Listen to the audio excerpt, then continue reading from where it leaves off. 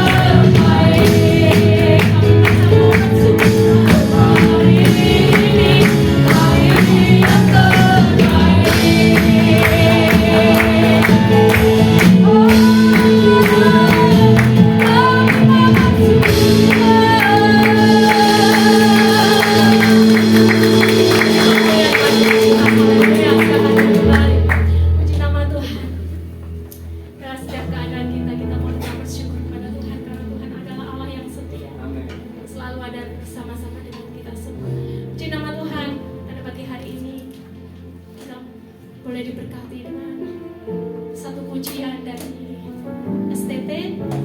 Mari saya persilakan.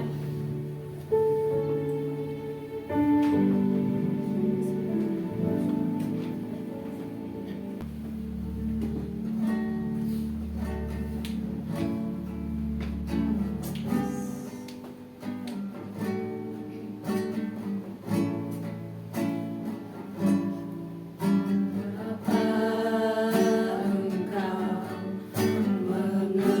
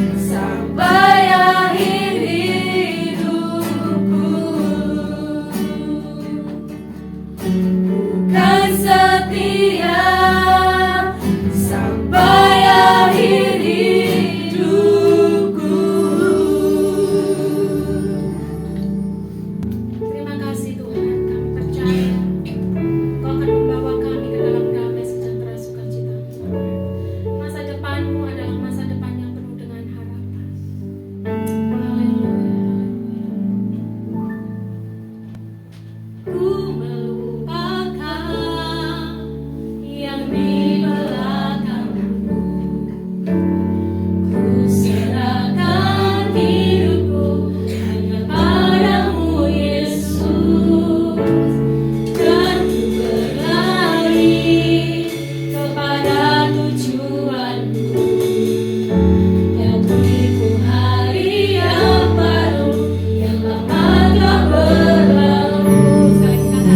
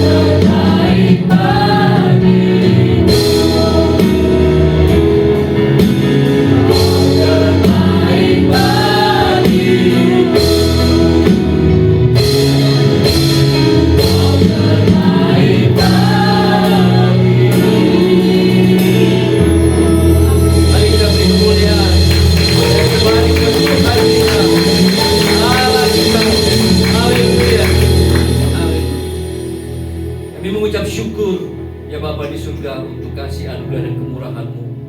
Kami boleh melihat matahari terbit di hari yang baru, satu kesempatan yang baru yang Kau berikan kepada kami. Terima kasih Bapa untuk kami boleh berkumpul bersama-sama di tempat ini. Kami boleh memuji Engkau, kami boleh menyembah Engkau. Dan saatnya saat ini kami mau mendengarkan Engkau berfirman di tengah-tengah kami ya Bapa. Berkati kami semuanya dengan mana yang dari surga yang akan mengenyangkan kami, jadi sumber kekuatan untuk kami boleh hidup di tengah-tengah dunia ini. Kami percaya Engkau ada di tengah-tengah kami ya Bapa. Dan karena itu kami membuka hati kami membuka telinga kami mau mendengarkan Bapa berfirman. Urapi kami semuanya, agar kami semua boleh mengerti dan memahami akan isi hati-Mu, akan kehendak-Mu bagi kami. Dan oleh pertolongan Roh Kudus-Mu, kami boleh mengerjakannya dan melakukannya dalam kehidupan setiap kami semua. Urapi hamba-Mu ini, supaya apa yang Kamu katakan semuanya hanyalah firman yang hidup, yang berasal dari Bapa saja. Dalam nama Tuhan Yesus Kristus, kami siap untuk diberkati oleh firman yang dari Bapa. Semua kita yang siap untuk diberkati oleh firman Tuhan, mari sama-sama kita katakan amin. Puji Tuhan. Silakan duduk Bapak Ibu Saudara. Haleluya.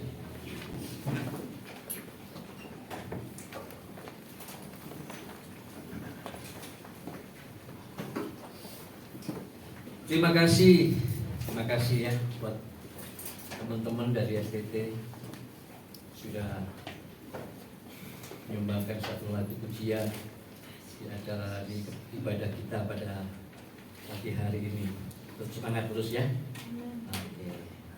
Kita sama-sama untuk kita terus bisa melayani Tuhan, kita diubahkan oleh firman Tuhan. Amin. Ya. Oke. Pagi hari ini saya masih mau nyambung dengan apa yang saya sampaikan pada minggu yang lalu. Ya, jadi minggu yang lalu tema khotbah firman Tuhan dalam kebaktian ini adalah arti kemerdekaan dalam Yesus Kristus. Nah, mungkin ada yang belum mendengarkan minggu lalu, belum sempat mendengarkan, mungkin karena satu dan lain hal belum hadir dalam kebaktian minggu lalu. Saya review sedikit ya supaya connect itu, karena ini masih sambungannya ya. Jadi minggu lalu saya mau mengatakan bahwa arti kemerdekaan orang percaya di dalam Yesus Kristus itu, arti kemerdekaan dalam Yesus Kristus itu, ketika Yesus Kristus itu mati di atas kayu salib, maka sebenarnya itu adalah kemerdekaan, kebebasan. Yesus itu dalam karya salibnya membebaskan, memerdekakan kita dari yang namanya hukum dosa. Jangan salah ya, jangan salah. Karena banyak orang berpikir bahwa ketika Yesus mati di atas kayu salib itu berarti memerdekakan, membebaskan kita dari neraka. Minggu yang lalu saya sudah jelaskan bahwa neraka itu hari ini belum ada. Surga yang akan menjadi tempat tinggal kekal kita, tempat tinggal manusia, yang akan diberi tubuh yang baru dan kita akan tinggal di surga itu. Surga yang itu belum ada. Jadi Tuhan Yesus itu tidak kemudian memerdekakan, membebaskan kita dari neraka, nerakanya juga belum ada. Dan apalagi kalau kemudian dijamin masuk surga sebagai tempat kita manusia, orang-orang yang akan dilayakkan untuk hidup kekal di surga itu belum. Karena Yohanes 14 berkata, Yesus naik ke surga, aku akan menyediakan tempat bagimu. Di rumah Bapakku banyak tempat. Dia sedang bekerja hari ini menyediakan tempat untuk orang-orang yang percaya, dan kemudian orang-orang percaya itu adalah orang-orang yang taat. Nah, ya kan? Maka kita nggak boleh salah lagi memahami. Ya, dimerdekakan dari hukum dosa. Dulu kita adalah hamba dosa, menjadi budak dosa. Kalau orang teman-teman di STT pasti sudah hafal bahwa saya kemarin minggu lalu mengatakan Martin Luther berkata non posse non peccare. nggak bisa nggak, pasti akan berbuat dosa karena jadi hamba dosa, karena budak dosa terbelenggu oleh dosa. Kemudian dimerdekakan menjadi bisa tidak berbuat dosa, bisa memilih, tidak lagi terbelenggu. Kalau terbelenggu sudah nggak bisa apa-apa lagi, ya sudah selalu berbuat dosa terus. Hamba, diperbudak oleh dosa. Yesus Kristus membebaskan itu, sehingga kita tidak lagi ada sebagai budak dosa. Kita dimerdekakan dari itu. Nah, di dalam Roma 6 ayat 14, ya, maka kita akan lanjut lagi sekarang. Roma 6 ayat 14 dikatakan di sana, orang-orang percaya sudah dibebaskan dari hukum dosa itu. Kemudian dikatakan di dalam Roma 6 ayat 14, sebab kamu tidak akan dikuasai lagi oleh, sudah bebas. Sebab kamu tidak akan dikuasai lagi oleh dosa. Kita sudah dimerdekakan dari dosa. Itu anugerah. Kita tidak mampu. Maka minggu lalu saya katakan, masalah terbesar manusia adalah dosa. Kita nggak bisa selesaikan sendiri. Kalau Tuhan Yesus, kalau Allah Bapa tidak mengutus Tuhan Yesus untuk mengerjakannya, melakukannya bagi kita, membebaskan, memerdekakan kita dari dosa. Nah lanjut, karena kamu tidak lagi berada di bawah hukum Taurat, tetapi di bawah kasih karunia. Nah ini saya mau melanjutkan lagi. Setelah dimerdekakan dari dosa, kemudian ternyata ada Allah itu memberikan satu hukum kepada bangsa Israel yang disebut dengan hukum Taurat. Ternyata orang percaya pun dikatakan tidak lagi berada di bawah hukum Taurat, tetapi di bawah hukum kasih karunia, hukum kasih di dalam Yesus Kristus. Maka pagi hari ini saya mau mengajak kita untuk belajar tentang yang namanya arti hidup di dalam hukum kasih Kristus. Banyak orang, saya pikir, belum tentu mengerti akan hal ini. Dua hal yang penting, bagaimana kita dimerdekakan di dalam Yesus Kristus dan kemudian kita hidup di dalam kasih Kristus itu. Sebuah hukum, tatanan, ya, tatanan. Nah, tapi sebelum kita membahas masuk dalam hukum kasih, maka berdasarkan ayat ini kita melihat di situ, kita pun ternyata sudah dimerdekakan dari hukum Taurat. Kita tahu bahwa hukum Taurat itu Allah berikan kepada bangsa Israel ribuan tahun sebelum kedatangan Tuhan Yesus Kristus. Diberikan melalui hambanya Musa, ya, kepada bangsa Israel yang waktu itu dimerdekakan dari Mesir. Ya, dimerdekakan dari Mesir itu sebenarnya paralel dengan dimerdekakan dari perbudakan. Bagi kita itu adalah perbudakan dosa. Oke. Nah, hukum Taurat itu diberikan, ya, ribuan tahun lamanya sebelum kedatangan Tuhan Yesus kepada bangsa Israel. Dan sejak itu kemudian bangsa Israel hidup di bawah hukum Taurat. Hidup di bawah hukum Taurat. Ya. Nah, bahkan dalam perjalanannya, kalau kita belajar, maka hukum Taurat yang tadinya itu 10 perintah Allah yang ditulis di atas loh batu itu, kemudian oleh bangsa Israel dikembangkan sedemikian rupa menjadi detail-detail. Ya, hukum Taurat itu jumlahnya jadi berapa? Ada yang tahu? 613 mispot peraturan. Ya, kalau yang sudah semester yang di JST sampai nggak tahu ini kebanggaan nanti tak laporkan.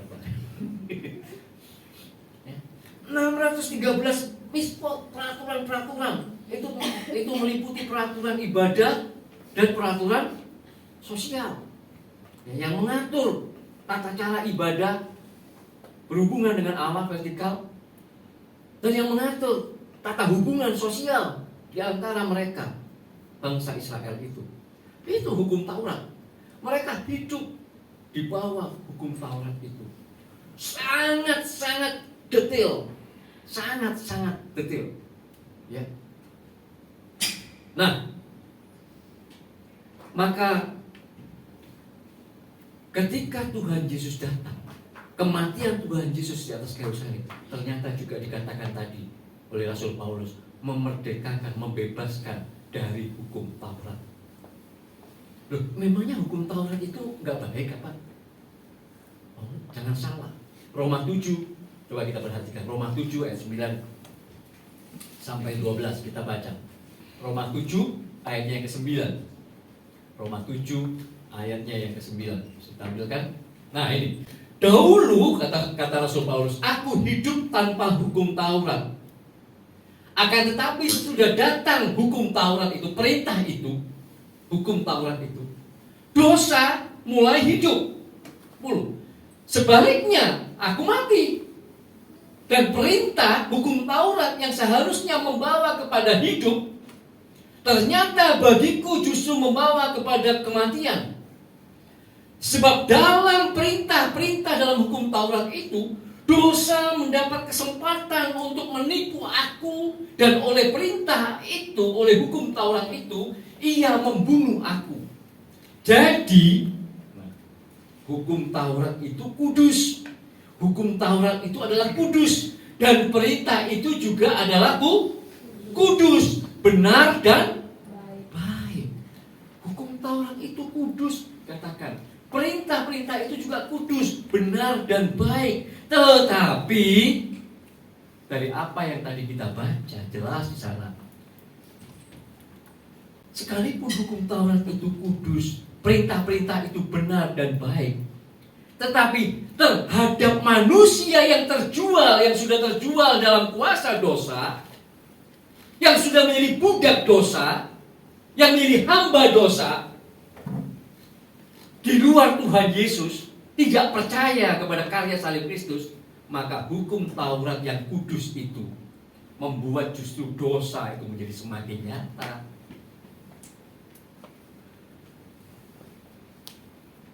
Dosa semakin menjadi-jadi di situ. Karena memang hanya Yesus yang bisa menyelesaikannya. Nanti kita akan membaca bagaimana Yesuslah yang menggenapi itu. Di luar Yesus, hukum Taurat yang kudus, perintah-perintah yang benar dan baik itu justru membuat dosa semakin nyata. Sehingga semakin nyata pula ketidakberdayaan dan ketidakmampuan manusia untuk bisa menggenapi hukum Taurat. Jadi jelas kan? Manusia yang sudah terjual dalam kuasa dosa, yang menjadi hamba dosa, hidup dalam hukum dosa, di bawah hukum dosa, ketika diberikan hukum Taurat, sekalipun itu kudus dan perintahnya itu benar dan baik, tidak akan pernah bisa menggenapi hukum Taurat itu. Hanya kematian Yesus Kristus di atas kayu salib, dan hanya kehidupan Kristus dan kematiannya dan bahkan kebangkitannya, maka seluruh tuntutan hukum Taurat itu tergenapi di dalam Yesus Kristus. Amin. Nah, di sini loh, di sini. Maka bagi kita orang percaya di dalam Yesus Kristus, kita dibebaskan, Rasul Paulus katakan, dimerdekakan, tidak hanya dari hukum dosa, tetapi juga dari hukum Taurat. Oleh karena Dia, Yesus Kristus itu yang menggenapinya. Bagi kita nggak akan pernah mati menggenapi hukum Taurat. Makanya ada firman Tuhan yang berkata bahwa Yesus itu yang membatalkan hukum Taurat. Membatalkan yang mana? Yang 613-nya, bukan 10 perintahnya. Yesus itu pula yang menggenapinya, dan bahkan Dia yang menyempurnakan hukum Taurat. Maka di sini kita bisa melihat ya, nanti supaya ada perbandingan hukum Taurat, dan kita yang akan bahas di mana adalah hukum kasih. Hukum Taurat itu ditulis di atas batu, sekalipun Allah sendiri yang menulisnya. Nanti kita akan melihat bagaimana hukum kasih itu tidak ditulis di atas batu, tetapi di dalam hati. Berbeda sekali. Nah, kita mesti ngerti ini sebagai orang percaya, ya. Oke, Matius 5 ayat 17 sampai 48. Maka di situ Matius 5 ayat, gak usah dibuka. Matius 5 ayat 17 48. Dalam khotbah di bukit, maka kita akan bisa melihat di situ bagaimana ketika Yesus Kristus itu menyampaikan khotbah di bukit itu. Dia berkata bahwa aku datang bukan untuk meniadakan hukum Taurat, tetapi aku datang untuk menggenapi dan menyempurnakan hukum Taurat. Menggenapinya di mana? Di atas kayu salib. Dia genapi itu bagi kita. Sehingga Efesus 2 berkata, keselamatan itu adalah anugerah semata. Kita menerimanya dengan iman. Dia yang menggenapinya. Dia memerdekakan kita dari hukum dosa. Dia membebaskan kita dari hukum Taurat karena dia menggenapinya. Tetapi apa kemudian sudah selesai? Enggak. Dia juga kemarin mengatakan bahwa aku menyempurnakan hukum Taurat. Aku datang untuk menyempurnakan hukum Taurat. Sehingga kemudian di dalam Matius 5 ayat 20, multimedia bisa bantu, nah ini kita baca. Matius 5 ayat 20. Ya. Maka ada firman Tuhan yang berkata begini. Matius 5 ayat yang ke-20. Firman Tuhan berkata, Yesus berkata, aku berkata kepadamu, ini Yesus yang berkata, Tuhan Yesus yang berkata, jika hidup keagamaanmu tidak lebih benar daripada hidup keagamaan ahli-ahli Taurat dan orang-orang Farisi, sesungguhnya kamu tidak akan masuk ke dalam kerajaan. Loh,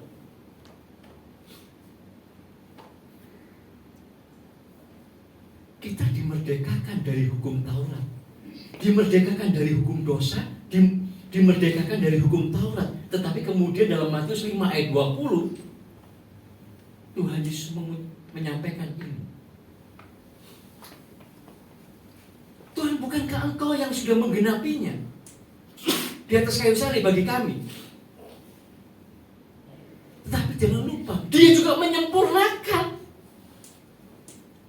Kalau kita baca, ya, setelah dia berkata, jika hidup keagamaanmu tidak lebih benar daripada hidup keagamaan ahli-ahli Taurat dan orang-orang Farisi, hidup keagamaan ahli-ahli Taurat dan orang Farisi itu luar biasa hebat, kan?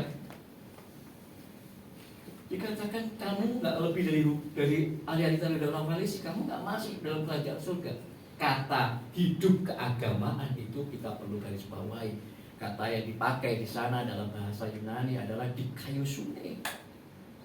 Bukan cuma sekedar sebuah mengikuti tata cara ibadah, mengikuti aturan-aturan tertulis peraturan, tetapi di situ kata dikaiosune itu adalah kebenaran di dalam batin yang sejalan, yang sama dengan perbuatan yang di luarnya.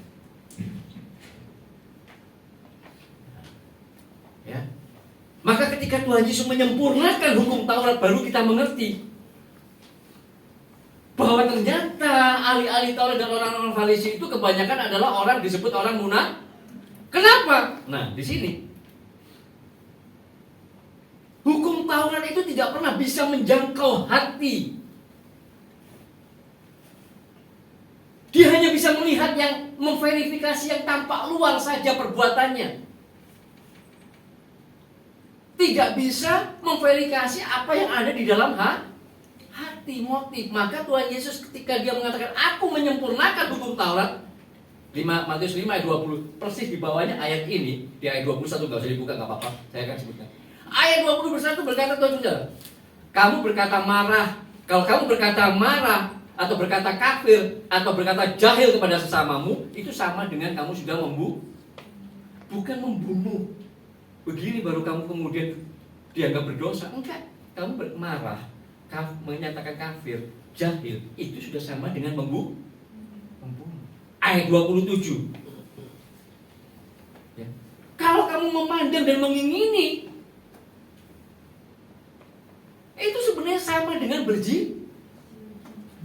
Tidak melakukan perbuatan zina, tetapi memandang dan mengingini, itu sudah berzina dalam hati. Hukum Taurat berkata mata ganti mata. Tuhan Yesus berkata, kalau kamu ditampar pipi kananmu, kasih pipi kirimu. Coba. Hukum Taurat berkata, kasihilah sesamamu, ayat 43 Matius 5 itu. Bencilah musuhmu. Itu hukum Taurat berkata begitu. Kasihilah sesamamu, bencilah musuhmu. Tuhan Yesus berkata apa? Kasihilah musuhmu, berdoalah bagi mereka yang menganiaya kamu. Perhatikan, dia menyempurnakan hukum Taurat itu. Dia tidak hanya menggenapi, tetapi dia menyempurnakannya. Dan kemudian dalam ayat Matius 5:20 berkata, kalau kesalehanmu, kalau hidup keagamaanmu, kalau di kayu sunemu tidak lebih daripada ahli-ahli Taurat dan Farisi, kamu gak masuk kerajaan surga. Orang-orang Farisi itu kelihatannya bisa tidak membunuh, bisa mungkin menjaga untuk tidak berbuat zina,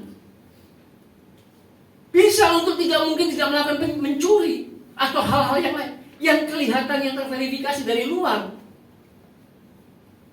Tetapi firman Tuhan berkata, aku sudah menyempurnakannya. Membenci itu sama dengan membunuh. Marah itu dan berkata jahil pada sesamamu itu sama dengan membunuh. Kamu memandang perempuan dan kamu mengingini, yang itu sama dengan kamu sudah berzina. Coba. Dan Tuhan mau kita hidup menggenapi apa yang Dia telah sempurnakan ini. Matius 5, kalau kamu gak lebih benar, kalau di kayu sunemu gak lebih benar, kalau kamu masuk munafik sama seperti ahli Taurat dan Farisi, kamu gak bisa masuk ke surga. Oke? Nah, Galatia 3 ayat 24 dan 26, Galatia 3 ayat 24-26 berkata begini. Galatia 3 ayat 24 dan 26 sampai dengan 26. Galatia 3, 24, 25 dan 26 berkata begini ayat ini. Banyak ayat yang akan kita buka, tapi saya mau terus berjalan dengan cepat karena ayat-ayat ini nyambung semuanya nanti ya. Jadi hukum Taurat itu adalah apa? Penuntun bagi kita sampai Kristus datang, supaya kita dibenarkan karena iman. 25. Sekarang iman itu telah datang. Karena itu kita tidak lagi berada di bawah pengawasan hukum Taurat, pengawasan penuntun. Sebab kamu semua adalah anak-anak Allah karena iman di dalam. Nah, setelah kita dimerdekakan dari hukum Taurat yang hanyalah penuntun bagi kita sampai kepada Kristus, dan setelah kita sekarang percaya kepada Yesus Kristus, kita ada di dalam Yesus Kristus, maka di dalam ayat 26 dikatakan kita sekarang adalah siapa? Anak-anak Allah karena iman di dalam Yesus Kristus. Nah, ini penting. Jadi ketika nanti kemudian kita melakukan, kita mengerjakan, hidup di dalam apa yang sudah Tuhan Yesus sempurnakan tadi. Kasihilah musuhmu, berdoalah bagi mereka yang menganiaya kamu. Kasihilah kalau kamu ditampar pipi kananmu, kasih pipi kirimu. Bagaimana kita tidak melihat dan mengingini seluruh tingkat kualitas yang luar biasa itu hanya ada di dalam Yesus Kristus setelah kita menjadi anak-anak Allah, tergenapi ketika kita ada sebagai anak-anak Allah. Bukan karena kita mengikuti peraturan, bukan karena ada peraturan yang ditulis seperti hukum Taurat begitu. Hari ini kita tahu ada pemimpin berkata peraturan itu dibuat selalu untuk dilakukan. Yang di SDT pasti ngerti. Kalau ada peraturan-peraturan begitu, semakin banyak peraturannya semakin banyak. Ya toh? Toh. Iya. Oke. Nah, maka sekarang tidak lagi kita berada di bawah hukum Taurat, tapi kita sudah menjadi anak-anak Allah, kata Galatia 3:20 di dalam Yesus Kristus. Tetapi di dalam sebagai anak-anak Allah, Bukan berarti kemudian ya sudah Pak, ya wes bahkan aku sudah anak-anak Allah sekarang di dalam Yesus Kristus. Ya sudah kan? Enggak begitu. Sebagai anak-anak Allah inilah maka kemudian memiliki arti bahwa sesungguhnya kita akan menggenapi, kita akan hidup di dalam sebuah tatanan yang boleh dijual sebagai hukum. Tidak lagi hukum dosa yang kita sudah dimerdekakan, tidak lagi hukum Taurat, aturan-aturan yang tertulis, tetapi sebuah tatanan yang baru yang saya digunakan pakai kata hukum supaya sama dengan yang dua tadi, yaitu sebuah hukum kasih, karena kita sekarang adalah sebagai anak-anak Allah. Maka hukum kasih ini harus saya mulai bahwa hukum kasih ini adalah sebuah relasi, bukan sebuah peraturan, tetapi sebuah bentuk relasional. Kita sebagai anak-anak Allah. Tatanan yang baru di dalam Yesus Kristus. Dimerdekakan dari hukum dosa,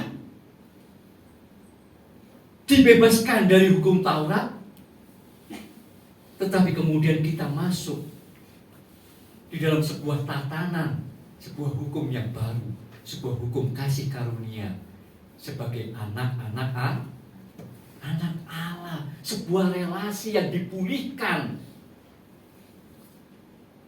antara Bapa dengan anak. Dan saya katakan relasi ini, hukum ini, tatanan yang baru yang ada di dalam Yesus Kristus ini sangat eksklusif. Bapa dengan anak. Kalau kita ngomong dengan Allah Bapa, kita punya Tritunggal Maha Kudus. Allah yang kita kenal adalah Allah Tritunggal Maha Kudus. Bapa, kita anak. Dengan Yesus Kristus Sang Putra, dikatakan oleh firman Tuhan, kita adalah mempelai perempuan. Dia mempelai laki-laki. Dengan Roh Kudus. Roh Kudus itu mendiami kita, mendiami orang percaya, eksklusif. Maka saya mengatakan bahwa hukum kasih itu adalah sebuah relasi, bahkan sebuah relasi yang eksklusif. Nanti kita akan tahu seberapa eksklusifnya itu nanti terkait ya. Eksklusif, ya, sangat eksklusif. Nah, ini loh yang kita sebagai orang percaya itu mesti ngerti. Kita jangan lagi hidup di dalam dosa karena kita bukan lagi hamba dosa. Kita juga tidak lagi hidup untuk hanya memenuhi peraturan-peraturan seperti orang Farisi dengan hukum Tauratnya. Bangsa Israel sampai hari ini mungkin masih memegang hukum Taurat karena mereka masih menantikan Mesias. Mereka tidak percaya Yesus adalah Mesias. Kita pun tidak mengikuti peraturan-peraturan begitu. Tetapi kita sekarang ada di dalam sebuah tatanan baru, relasi, bahkan relasi yang sangat eksklusif dengan Bapa, Putra, dan Roh Kudus. Amin. Itu loh. Nah ini kita mesti ngerti nih. Inilah hukum kasih karunia, inilah hukum kasih di dalam Yesus Kristus itu. Dan di dalam hukum kasih ini, di dalam tatanan yang baru ini, kita akan menggenapi, bukan menggenapi peraturan, tetapi menggenapi kehendak Allah. Amin. Nah, orang Kristen kalau nggak mengerti yang begini, hidupnya pasti muter-muter terus. Hidupnya muter-muter terus. Kristen tapi nggak tahu arahnya kemana, nggak jelas. Karena nggak paham. Sekarang aku ini sebenarnya hidup yang seperti apa sih di dalam Yesus Kristus itu? Nah pagi hari ini kita ngerti. Kita sebenarnya di dalam Yesus Kristus itu hidup dalam sebuah tatanan yang disebut hukum kasih karunia, yaitu tatanan relasi yang sudah dipulihkan dengan Bapa. Bahkan relasi itu menjadi sangat eksklusif. Bapa dengan anak, mempelai laki-laki dengan mempelai perempuan, dan Roh Kudus yang mendiami kita. Maka relasi itulah yang kemudian membuat Yeskiel berkata Dalam Yesaya 36 dibaca bagaimana Allah mengatakan apa akan memberikan hati yang baru, hati yang taat untuk melakukan kehendak Allah. Jika kemudian hidup di dalam tatanan ini, orang percaya itu akan bisa mengasihi Allah, mengasihi sesama. Orang percaya itu bisa hidup saling mengasihi.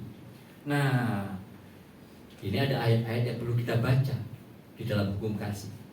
Yohanes 13:34 ayat 35. Yohanes 13 ayat yang ke-34 35.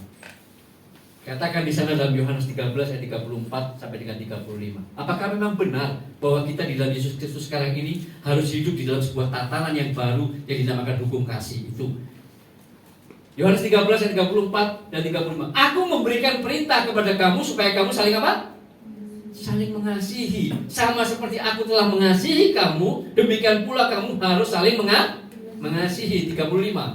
Dengan demikian semua orang akan tahu bahwa kamu adalah murid-muridku, yaitu jikalau kamu saling mengasihi. Tatanan yang baru, hukum yang baru, yaitu hukum kasih. 1 Korintus 13 ayat 13. 1 Korintus 13 ayat yang ke-13.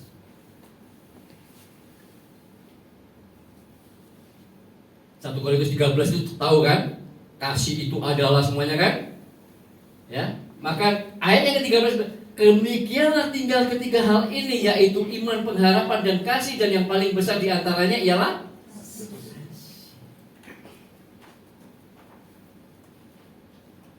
orang bisa ngomong, saya punya iman yang luar biasa, aku punya pengharapan yang luar biasa. Tapi ayat ini berkata, yang terbesar di antaranya adalah kasih. Kenapa?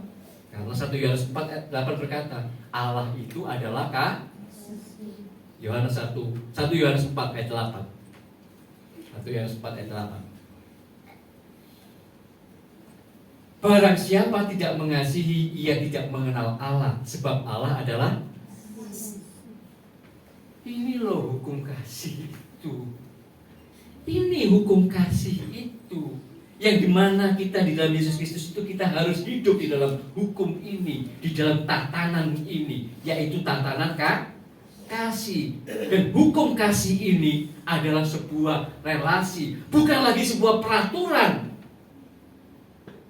yang tertulis, yang seringkali kemudian akan banyak dilanggar.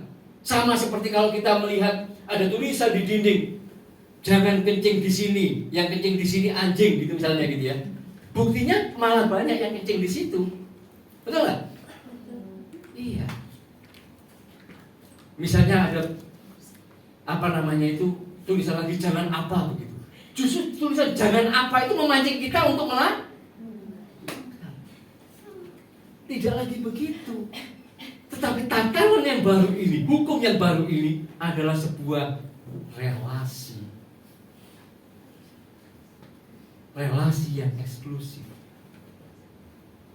Tidak lagi berupa peraturan-peraturan yang tertulis, tetapi sebuah hati yang baru yang Allah berikan. Dan Roh Kudus yang kemudian dalam relasi kita dengan Roh Kudus, orang percaya dengan Roh Kudus itu, Roh Kudus itu yang akan menuntun,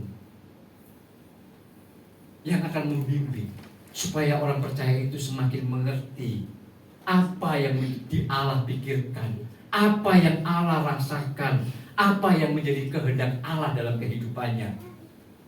Semuanya itu ada di dalam relasi. Maka hukum kasih ini, tatanan kasih ini yang baru di dalam Yesus Kristus itu bersifat internal, bersifat batiniah. Kalau hukum Taurat itu seolah-olah mau mengubah kita, mengubah manusia dengan aturan-aturan dari luar ke dalam, maka sekarang hukum kasih ini, tatanan kasih dalam Yesus Kristus ini sebuah relasi. Dia bersifat batiniah, mengubah dari dalam keluar.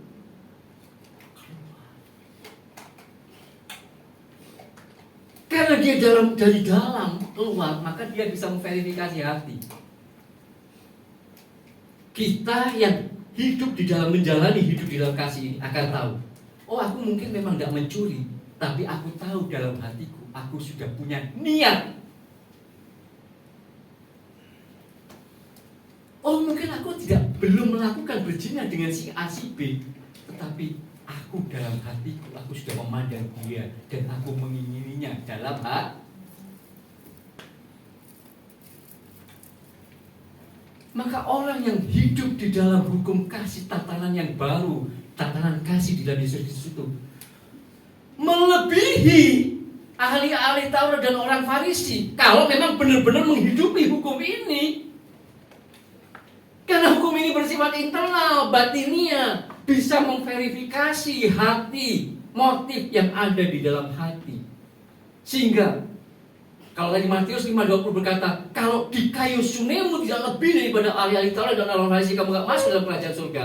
Maka kalau kita hidup di dalam tatanan kasih ini, hukum kasih ini di dalam Yesus, maka kita akan bisa memiliki di kayu sune kebenaran di dalam batin yang memang sejalan dengan perbuatan kita di luar. Kita akan bisa memilikinya. Apa itu, saudara? Ya. Minggu lalu saya bercerita bagaimana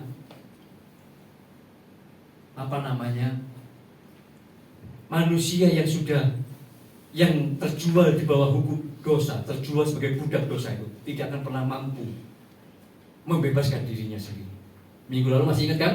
Saya menggunakan cerita kisah tentang seorang anak yang tinggal di sebuah desa terpencil, ya, seorang gadis yang tinggal di sebuah desa terpencil, yang di sana tidak ada universitas, tidak ada tempat kuliah. Syukur-syukur sudah bisa sampai SMA, ada di sana, tapi kuliah tidak ada. Desanya sangat terpencil, ya. Maka apalagi orang tuanya miskin, tidak mampu untuk menguliahkan, maka gak ada jalan untuk gadis ini bisa kuliah, bisa lulus kuliah. Kecuali kemudian, saya kemarin minggu lalu cerita, ada seorang bapak dari kota besar tiba-tiba datang di desa yang sangat terpencil itu, ketemu dengan gadis ini, dengan orang tua mereka yang miskin, dan kemudian si bapak ini kemudian mengatakan, aku akan menyelamatkan kamu, aku akan memuliakan kamu, ayo ikut saya ke kota.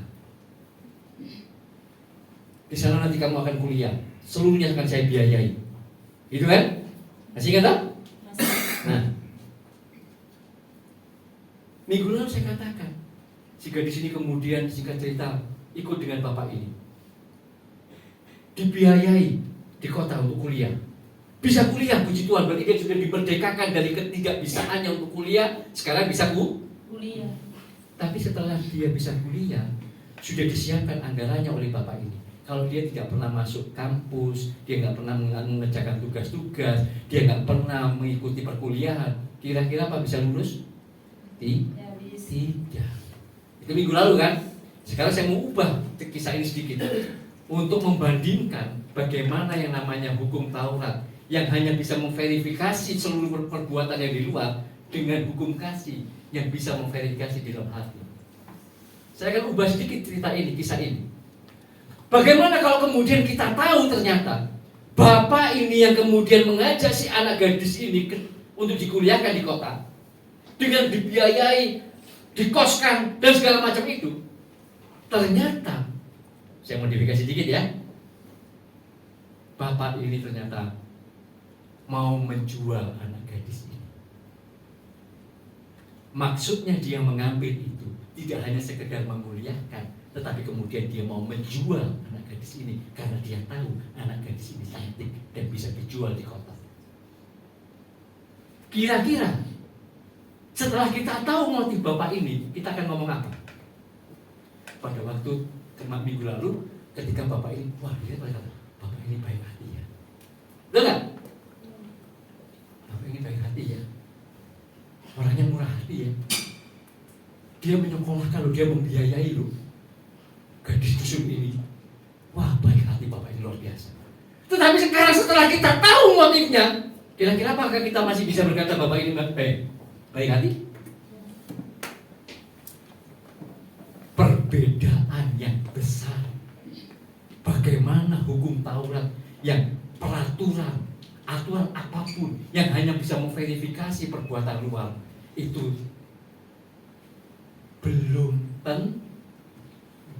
hanya hukum kasih, relasi yang sudah dipulihkan kalau kita mau hidup di dalamnya, itu yang akan bisa memverifikasi motif yang ada di dalam hati. Sehingga kebenaran memang benar-benar adalah sebuah kebenaran, karena itu sama yang di dalam batin dengan yang di luar. Apalagi hari ini di zaman medsos, ya kan? Kita bawa bantuan, ya toh? Wah, kita sering bantu, ketemu, kita kunjungi, pokoknya bawa sembako kah atau buat apakah gitu ya. Kita ke sana bantu, terus kemudian direkam video, difoto-foto gitu kan. Baik nggak? Baik, tapi kemudian dimasukkan ke TikTok, dimasukkan kemana? Oh, ternyata memang dia YouTuber, memang dia TikToker gitu kan. Jadi memang itu pekerjaannya untuk bikin konten. Bukan semata-mata karena mau membantu. Betul nggak? Iya. Nah, di sini loh, ya. Maka kita sekarang sebagai orang percaya dalam Yesus Kristus, kita harus tahu, oh, aku sekarang ini hidup di dalam sebuah tatanan yang baru di dalam Yesus Kristus. Kalau boleh disebut sebagai hukum, tatanan itu hukum, yaitu hukum kasih karunia, hukum kasih di dalam Yesus Kristus. Hukum kasih ini adalah sebuah relasi, tidak lagi sebuah aturan, peraturan apapun yang tertulis begini, tetapi sebuah relasi. Bagaimana kemudian relasi itu begitu eksklusif, Bapa dengan anak, Yesus Kristus dengan kita mempelai perempuan, dia mempelai laki-laki, dan Roh Kudus yang mendiami kita. Dalam hubungan relasi yang eksklusif inilah kita akan dituntun untuk bisa mengerti pikiran Allah, perasaan Allah, kita mengerti kehendak Allah, dan kita kemudian oleh Roh Kudus melakukannya dalam kehidupan sehari-hari. Sehingga kita bisa punya dikayusuni, sebuah kebenaran di dalam batin yang memang sama dengan perbuatan kita yang di luar. Tidak hanya perbuatan kita yang di luar yang benar, sementara motif kita salah. Enggak, motif dan perbuatannya sama, benar. Coba, betapa luar biasanya kekristenan itu. Tapi seberapa banyak yang mengerti akan hal ini? Saya pikir-pikir, saya renung-renungkan. Kayaknya saya pun juga baru ngerti. Belum terlalu lama. Mungkin baru 10 tahun belakangan. Sekalipun mungkin yang lalu-lalu pun 20 tahun yang lalu, saya bukan orang yang terlalu jahat. Tetapi nggak ngerti yang begini. Mungkin baru hanya 10 tahun terakhir ini saya mengerti akan hal ini dan mulai hidup berproses di sini. Ada begitu banyak orang percaya di dalam Yesus Kristus yang sebenarnya nggak tahu apa sebenarnya kehidupan kekristenan yang harus dijalani. Ya pokoknya Kristen ya Kristen aja. Nah, bagaimana ciri orang percaya yang hidup dalam hukum kasih? Kalau saya katakan bahwa dia akan memiliki dikayusuni antara motif di dalam hati dan perbuatannya benar sama sejalan, maka apa ciri orang percaya yang hidup dalam hukum kasih Kristus? Cirinya cuma satu, hidupnya semakin kudus. Amin? Loh, hidupnya akan semakin kudus ketika motifnya benar, perbuatannya benar sesuai dengan kehendak Allah, dengan motivasi hati yang benar, memiliki dikayusune, hidupnya akan semakin kudus. Nah, orang mendengar kata kudus ini seringkali bingung. Sebenarnya apa sih artinya kudus itu? Apa artinya kudus? Apa artinya hidup kudus? Kalau saya mengatakan di sini ciri orang percaya yang hidup dalam hukum kasih itu adalah hidupnya akan semakin kudus. Apa artinya hidup kudus? Nah, kita mesti mengerti ini. Hidup kudus itu Kudus itu dalam bahasa Yunani-nya hagios. Ya. Hidup kudus itu satu, memang dia hidup dalam kesucian. Artinya dia menjauhkan diri dari dosa, semakin jijik dengan dosa. Jangankan dia mau mendekati, apalagi mau melakukan. Terpikir saja dia sudah jijik. Oke? Itu hidup dalam kesucian, menjauhkan diri dari dosa, semakin jijik dengan dosa. 1 Petrus 1 ayat 14-16, nggak usah dibuka, percaya saja, nanti dibaca sendiri ya. 1 Petrus 1, kuduslah kamu sebab aku kudus. Memang hidup kudus itu adalah hidup dalam kesucian, betul, menjauhkan diri dari dosa dan semakin jijik dengan dosa. Yes, tetapi ada arti yang kedua hidup kudus. Apa hidup kudus yang kedua? Kudus itu kan juga berarti dipisahkan, set apart for. Dipisahkan secara khusus untuk sesuatu. Dalam hal ini adalah untuk 1 Petrus 2 ayat 9-10 berkata begini. 1 Petrus 2 ayat 9-10 supaya ngerti yang ini. 1 Petrus 2 ayat 9-10. Jadi kudus, hidup kudus itu bukan yang bagaimana. Iya betul, yang pertama dia adalah hidup dalam kesucian, semakin menjauhkan diri dari dosa, semakin jijik dari dengan dosa. Ya, tapi arti yang kedua hidup kudus juga ini loh. 1 Petrus 2 ayat 9. Tetapi kamulah bangsa yang terpilih, imamat yang radani, bangsa yang apa ini? Umat kepunyaan Allah sendiri. Ini kudus. Kudus bagi Tuhan. Kamulah bangsa yang kudus, umat milikku sendiri. Kamu sudah tak pisahkan dari yang lain-lain karena kamu sekarang menjadi milikku. Kamu kudus. Kamu tak kudus. Jadi arti yang kedua daripada kudus adalah dipisahkan untuk supaya kita itu hanya menjadi milik kepunyaan Allah sendiri. Supaya lebih gampang, sama seperti misalnya laki-laki dan perempuan. Dia berkata, setelah mereka menikah, dilakukan pemberkatan nikah di gereja. Kamu bukan lagi dua, kamu satu. Kamu bukan lagi milikmu sendiri, kamu sekarang menjadi milikku. Aku bukan milikku sendiri, karena aku menjadi milik khusus. Di sini nggak ada peraturan, di sini yang ada adalah relasi. Makanya tadi saya katakan di depan, relasi dalam hukum kasih itu bersifat eksklusif. Kenapa? Karena kudus. Seperti laki-laki dengan perempuan, suami istri. Relasi. Bayangkan coba saudara Bapak Ibu Saudara, kalau kita dengan sebagai suami istri sudah menikah ini di dalam rumah tangga, dalam pernikahan. Kan pernikahan disebut pernikahan kudus kan? Suami menjadi milik istri, istri menjadi milik suami. Tetapi kemudian dalam hidupnya sehari-hari semuanya pakai aturan. Bangun pagi jam 6.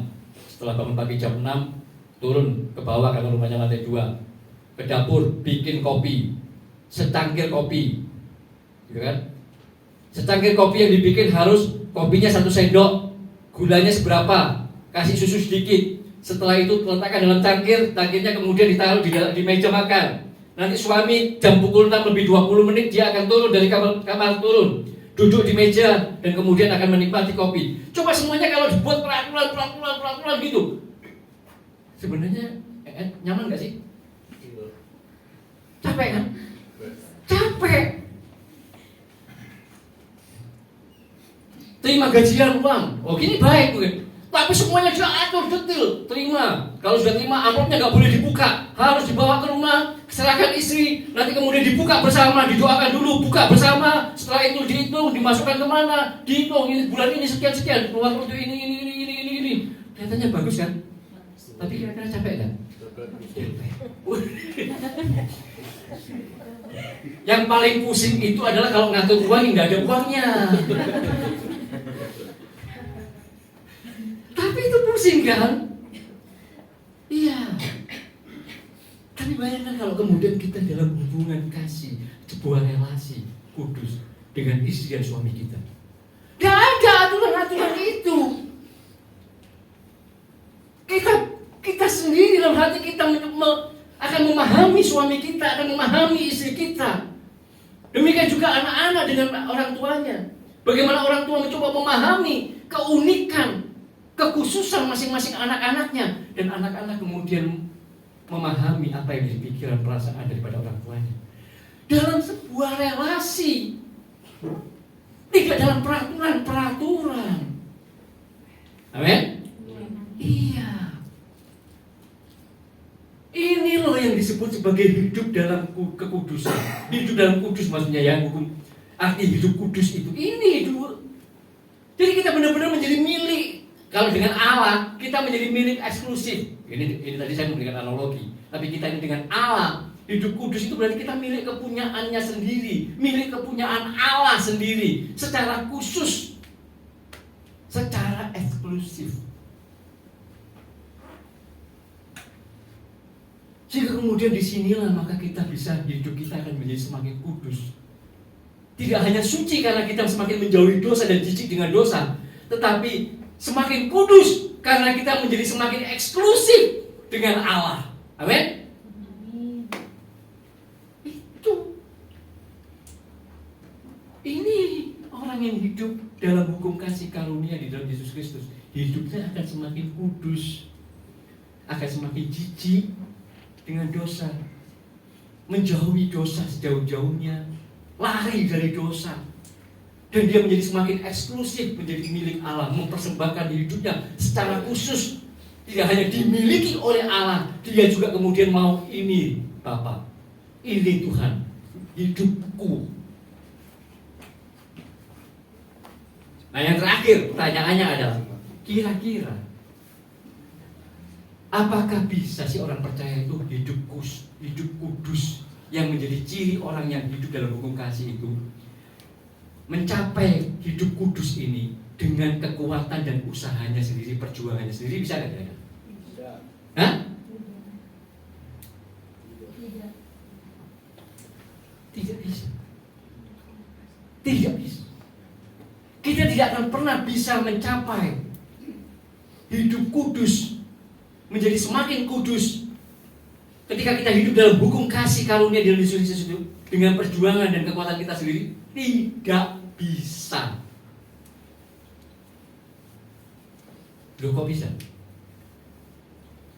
Kalaupun ada orang yang berjuang sedemikian rupa, sedemikian hebat, sampai dalam tanda kutip seolah-olah dia benar-benar mencapai hidup kudus seperti ini, dia jauhi dosa, dia jijik dengan dosa, dia semakin gila-gilaan gitu dengan Allah gitu ya, dengan perjuangannya, dengan kekuatannya. Percaya? Di titik kemudian dia merasa bisa mencapai itu, maka di situ muncul kesombongan. Nggak bisa, makanya nggak bisa loh. Pak itu kan kesombongan, lagi kesombongan itu meruntuhkan semua kekudusan itu. Betul? Gak bisa. Makanya gak bisa orang percaya itu berjuang sendiri, mau seperti apa, berusaha sendiri, mau hidup, gak bisa. Terus gimana? Ini yang terakhir. Mudah-mudahan selesai dalam 5 menit. Kalau nggak selesai 5 menit, ya 15 menit. Jadi bagaimana orang percaya dapat hidup kudus dalam hukum kasih, menjadi semakin kudus, hidupnya semakin suci, semakin kudus. Tidak bisa berjuang dengan kekuatannya sendiri. Gimana kalau gitu? Nah ini. Oke, yuk. Matius 11, 28, 30. Ini kuncinya. Ini kuncinya. Ini ayat yang terakhir. Marilah kepadaku semua yang letih lesu dan berbeban berat. Aku akan memberi apa? kelegaan kepadamu. Ini perkataannya Tuhan Yesus. Pikulah kuk yang kupasang dan belajarlah kepadaku, karena aku lemah lembut dan rendah hati, dan jiwamu akan mendapat keterangan. Sebab kuk yang kupasang itu dan bebanku pun iya. Ketika Tuhan Yesus menyampaikan berkata-kata dalam ayat Matius 11 ayat 28 sampai 30 ini, yang dia waktu itu berkata-kata kepada bangsa Yahudi itu. Bangsa Yahudi itu begitu berbeban berat karena hukum Taurat. Mereka benar-benar menjadi letih, lesu dan berbeban berat karena hukum Taurat yang begitu berat dengan 613 nisbat peraturan itu. Sehingga dia sudah, yuk, kalau kamu mau, ayo, tak ajak deh, datang kepadaku, aku akan memberikan surga kepadamu. Terus bebas gitu? Enggak, sekarang kamu tak kasih kuk yang daripadaku. Pikulah kuk yang kuberikan kepadamu, yang tak pasangkan kepadamu. Karena kuk yang kupasang itu enak dan bebanku pun ringan karena Tuhan Yesus. Aku akan belajar dari kamu, karena aku ini rendah hati, lemah lembut dan rendah hati. Nah, ini gambarnya kuk nih. Sebab kuk yang kupasang itu enak dan bebanku pun ringan. Bapak Ibu Saudara, aneh kan? Kuk yang kupasang itu enak dan bebanku pun ringan. Kok bisa? Kok bisa? Kuncinya di sini. Kuk itu untuk sendiri atau berdua? Berdua. Kuk itu untuk berdua. Dan di salah satu dari dua itu, di situ Tuhan Yesus sudah memikulnya. Tuhan Yesus mengajak kita, ini lebih pikulah kuk yang kupasang. Kamu di, aku di, itu aja di sini, kita di sini. Maka kita nggak bisa melakukan sendiri. Maka Tuhan berkata, kuk yang kupasang itu enak dan bebanku ringan. Kenapa? Karena kita bersama-sama dengan Tuhan Yesus. Kita tidak memikul kuk itu sendirian.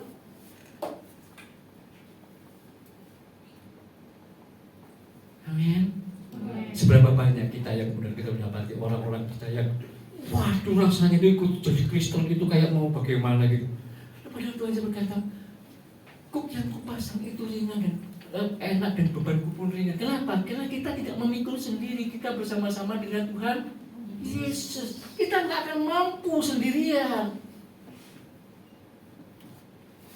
Coba deh, misalnya gini, saya punya sebuah usaha, pekerjaan bisnis gitu, saya terus bertahun-tahun saya berusaha dengan segala jerih payah, jerih lelah, mengusahakan supaya bisnis saya ini berjalan dengan bisnis saya. Dan kemudian Pak Jokowi itu, kemudian Presiden itu berkata, oke, bisnis ini bagus, kita kembangkan ya. Sontak, kira-kira kemudian bisnis itu berkembang, kira-kira ringan apa enggak? Itu baru Presiden loh yang ngomong begitu. Kita kemudian bisa langsung boom. Karena kemudian keberadaan, kebersamaan. Oke, ayo kita kembangkan.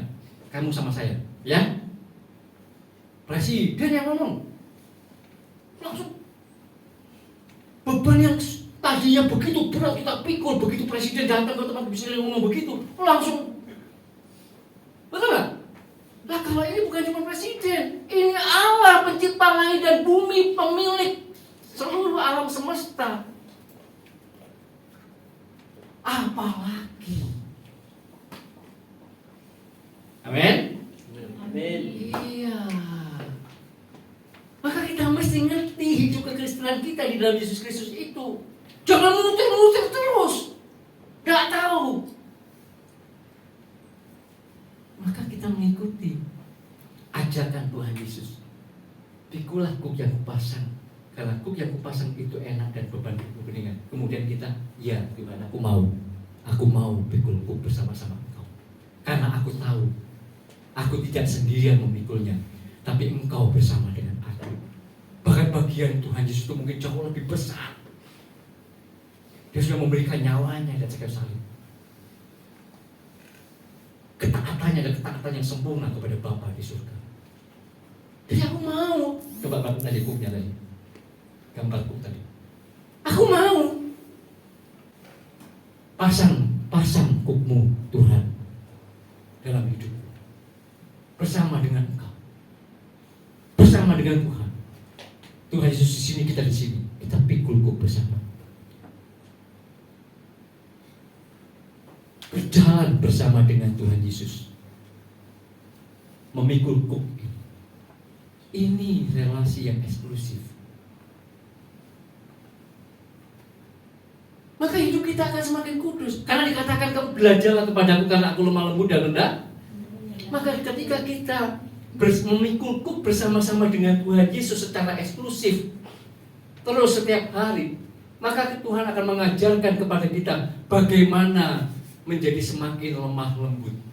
Apa sih lemah lembut itu artinya? Apa lemah gemulai begitu? Enggak. Lemah lembut itu kalau dalam kita melihat pada bahasa aslinya, dia itu artinya apa? Enggak kaku, mudah diarahkan, mudah dibentuk, enggak kaku. Oke? Kalau ibarat pohon itu, pernah lihat pohon bonsai kan? Ada nggak pohon bonsai yang sudah batangnya sudah gede mau dibonsai? Bisa nggak kira-kira? Nggak bisa. Kenapa? Nggak bisa ditekuk-tekuk. Masih kecil, masih bisa batangnya itu ditekuk-tekuk begini. Jadi bentuk yang bagus. Lemah lembut itu artinya nggak kaku. Dia mudah untuk diarahkan, dibentuk sesuai dengan kehendak Allah.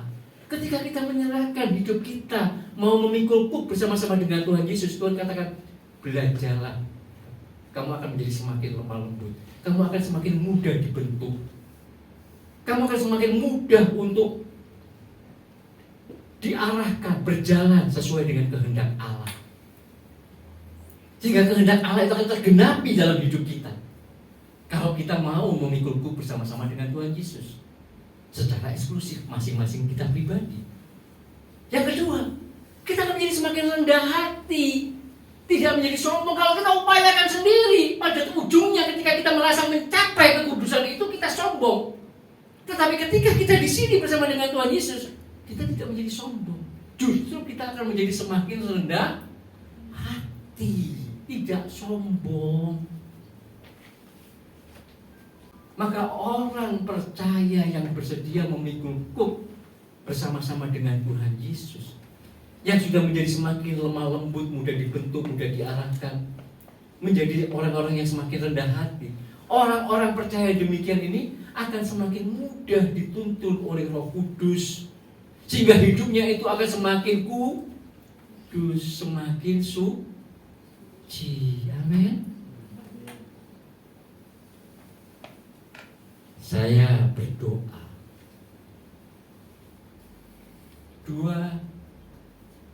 tema khotbah yang dari sejak minggu lalu dan minggu ini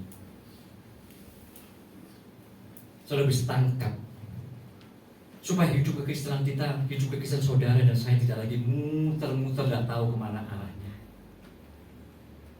Teman-teman yang dari STT, semenjak kalian masih muda, apalagi belajar di STT, ayo, sudah mulai tahu arahnya.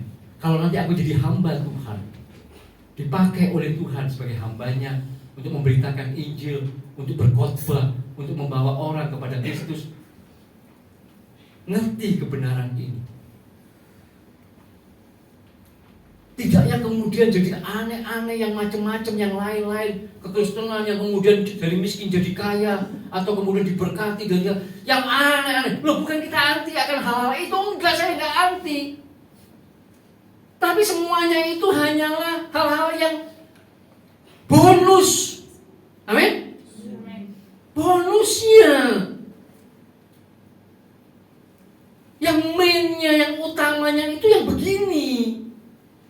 Jangan ngomongin yang bonusnya terus digede-gedein, terus ngomongin terus. Loh itu bonus. Kok diomongin terus sih? Loh yang mainnya ini yang utama ini loh diomongin, dibicarakan, dipelajari, dikerjakan. Maka bonusnya itu akan ngikut. Kalaupun kemudian Allah gak memberikan bonus itu, kita pun juga gak akan ngerti. Dengan sendirinya dalam sebuah relasi yang eksklusif itu kita ngerti. Aku tahu kenapa Tuhan gak berikan itu. Karena aku tahu dalam relasi yang eksklusif itu kita tahu, kalau Tuhan berikan itu, aku bukannya menjadi semakin baik, aku menjadi semakin rusak. Kita akan tahu sendiri. Oleh karena Roh Kudus di dalam hati kita yang mendiami kita itu akan ngomong dengan kita. Tapi orang yang gak mengerti ini, begitu gak dapat bonusnya, katanya jadi Kristen begini masalah selesai, sakit jadi sembuh. Ini terus kemudian kalau gak terjadi bonusnya, gak dapat bonusnya, marah-marah. Nah itu orang Kristen yang gak ngerti. Jangan kita jadi yang begitu. Amin? Di sini kita mau belajar. Sekali lagi saya katakan, setiap kali saya diberi kesempatan, diberi kasih karunia oleh Tuhan untuk berdiri di mimbar ini, menyampaikan kebenaran firman Tuhan, saya akan sampaikan. Enak gak enak ke telinga, suka gak suka, manis ataupun pahit, tetap akan saya sampaikan. Karena itu semuanya akan menjadi obat, akan menegur, akan semakin meluruskan kita untuk menjadi umat Allah yang semakin benar. Amin. Oke, ayo pemain musik. Ada satu lagu lama yang kita mau nyanyikan untuk menutup ibadah kita, kebaktian kita pada pagi hari ini. Mari kita bangkit berdiri bersama-sama Bapak Ibu Saudara. Kita akan nyanyikan lagu ini dan kemudian kita akan akhiri kebaktian kita dengan doa berkat. Ya.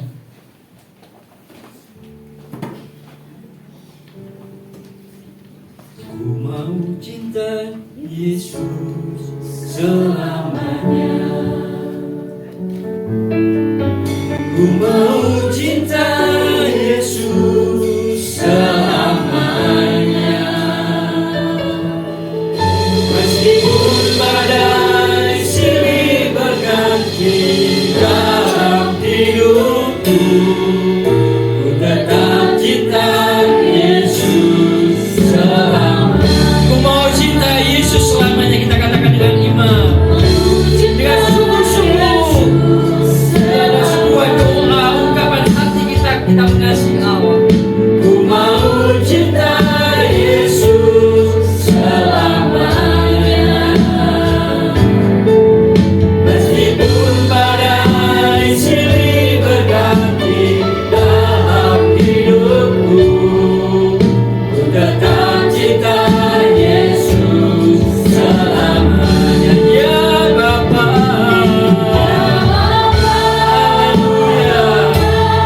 Diri aku padamu, layakkanlah seluruh hidupku. Ya Bapa, diri aku padamu, pakailah sesuai dengan rencana. Ya Bapa, diri aku padamu, layakkanlah seluruh hidupku. Ya Bapa,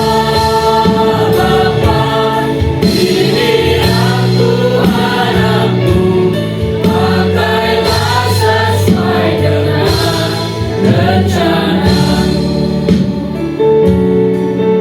Pakailah sesuai dengan rencana-Mu. Bagaikan pintu pakailah sesuai dengan rencana. Mari kita beri kemuliaan. Haleluya. Bapak di surga, kami sungguh mengucap syukur oleh karena karena Engkau sudah menegur kami, menguatkan kami, dan menopang kami dengan kebenaran firman-Mu. Sehingga hidup yang kami jalani sebagai orang-orang percaya di dalam Yesus Kristus menjadi hidup yang semakin hari kami memiliki hidup yang semakin kudus. Kami sungguh-sungguh akan memiliki relasi yang semakin eksklusif dengan Engkau. Kami akan menjadi umat yang menjadi milik kepunyaan-Mu sendiri. Dalam pribadi lepas pribadi, sungguh-sungguh kami menjadi mempelai Kristus yang siap, yang semakin siap untuk menyongsong, menyambut kedatangan mempelai pria. Menjadi umat percaya di mana Roh Kudus mendiami kami, dan kami boleh semakin hari semakin berjalan dalam tuntunan dan pimpinan Roh-Mu yang kudus. Hidup kami semakin kudus, hidup kami semakin suci oleh karena Roh Kudus-Mu yang menolong kami. Terima kasih Bapa di surga untuk firman-Mu. Kami semua sudah diberkati oleh firman-Mu, sehingga kami pulang membawa kebenaran-kebenaran firman-Mu.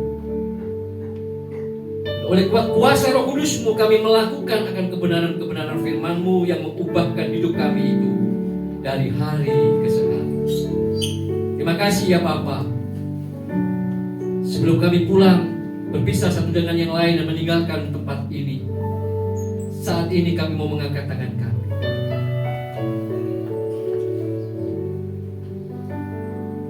Dalam iman percaya kepada Tuhan Yesus Kristus, saat ini turunlah atasmu berkat-berkat yang terbaik dari Bapa di surga. Rahmat-Nya yang senantiasa baru dan berkat-Nya yang senantiasa baru itu tercurah dalam hidupmu, dalam pelayananmu, dalam pekerjaanmu. Semuanya diberkati dengan berkat-berkat yang dari Bapa di surga. Cita kasih di dalam Tuhan Yesus Kristus dan persekutuan oleh Roh Kudus akan senantiasa menolong, menuntun, membimbing dan menguatkan kamu sepanjang perjalanan hidup dari siang hari ini. Maranatha Tuhan Yesus datang kedua kali, bahkan sampai selama-lamanya. Kita adalah anak-anak Allah yang diberkati oleh Bapa di surga. Setiap kita yang percaya sudah menerima berkat yang dari Bapa di surga, sama-sama kita katakan amin. Tuhan Yesus memberkati. Bapak Ibu Saudara, selamat hari.